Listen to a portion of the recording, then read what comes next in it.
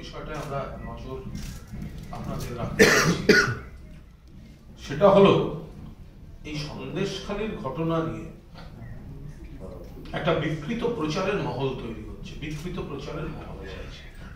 তৃণমূল কংগ্রেস দুর্নীতিকে সমর্থন করে না। যদি ন্যায্যত নিরপেক্ষ সত্যিকারের তদন্ত কোথাও হয়, কিন্তু ধারাবাহিক প্ররোচনা, যারা অভিযুক্ত, বিজেপি নেতারা বলে দেবে এজেন্সি অমুকের কাছে যাবে, অমুকের বাড়ি যাবে, তমুকের বাড়ি যাবে, তারা বিভিন্ন অঙ্গভঙ্গি করে সেগুলো বলবেন, আর এজেন্সি সেখানে গিয়ে হাজির হবে। তো সাধারণ মানুষের কাছেও তো একটা প্ররোচনামূলক উত্তেজনাকর বার্তা যাচ্ছে যে বিজেপিতে থাকলে 7 খুন মাপ তারাই ঠিক করে দেন ইডি কোথায় যাবে, এনআইএ কোথায় যাবে, সিবিআই কোথায় যাবে। ইডি বা সিবিআই এর যে বেসিক বিশ্বাসযোগ্যতা সেটা নষ্ট করে দিয়েছে বিজেপি। সাধারণ মানুষের কাছে এটা হচ্ছে শুধুমাত্র একেবারে বিজেপির লোক আসছে, বিজেপি। তো এবার এই ঘটনার মধ্যে সেদিনকে যে অশান্তি হলো, সে অশান্তি বিজেপির তৈরি করা একটা প্ররোচনার পরিণাম, এবং তাতে দেখা গেল কয়েকজন আহত হয়েছেন।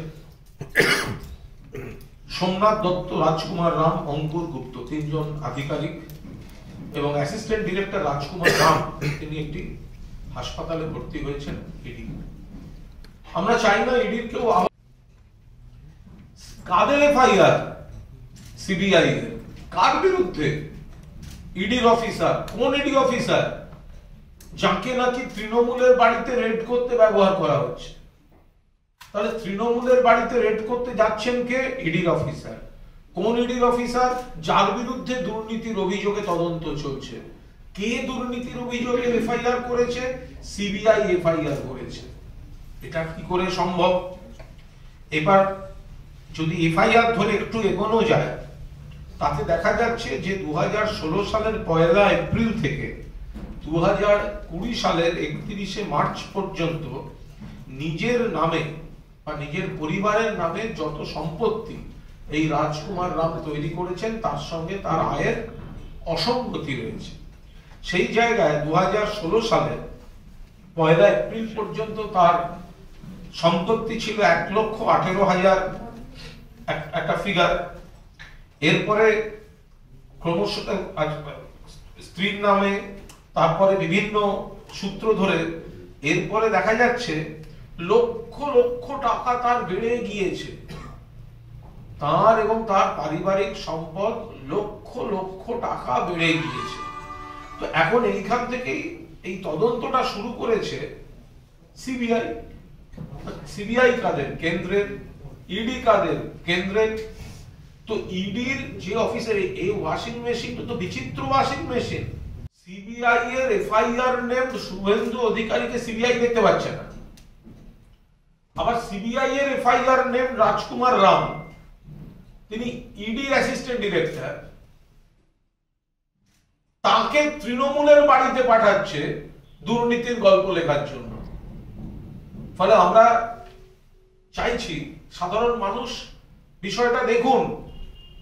এই যে চূড়ান্ত দ্বিচারিতা, এই যে মুখোশের আড়ালে অন্য মুখ খেলা করছে, দুর্নীতি কোথায়? এতজন তৃণমূলের বাড়িতে যাওয়া হচ্ছে, তার কটা তথ্য প্রমাণ দিয়ে প্রমাণ করতে পেরেছে কোর্টে? কোর্ট থেকে তো বিচারপতিরা বলেন তথ্য কই, প্রমাণ কই, কতদিন আটকে রাখবো?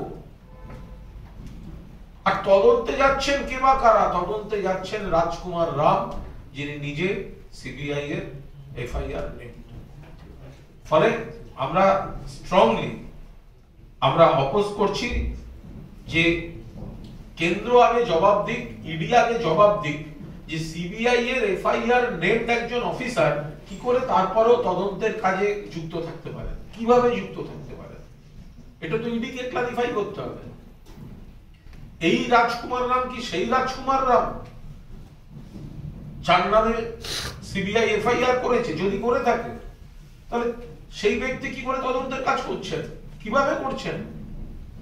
সিবিআই এফআইআর নেমড শুভেন্দু অধিকারীকে ধরবে না, আবার এফআইআর নেমড অফিসারদেরকে তাদের রাজনৈতিক প্রতিহিংসা, ভেন্ডেটা পলিটিক্সে ব্যবহার করবে, এটা কি করে হতে পারে?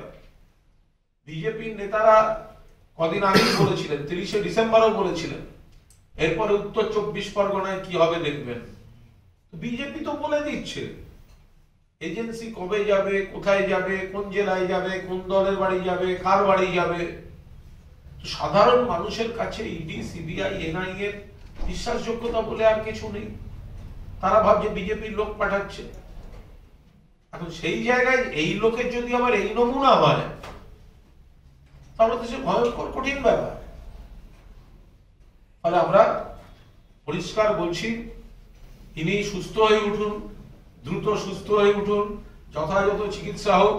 কিন্তু এই ব্যক্তি যিনি দুর্নীতিতে অভিযুক্ত এবং সিবিআই এর এফআইআর নেমড, তাকে কি করে তদন্তের কাজে এখনো ব্যবহার করা হচ্ছে সেটা ইডিকে ক্লারিফাই করতে হবে, ইডিকে এর ব্যাখ্যা মানুষের কাছে দিতে হবে।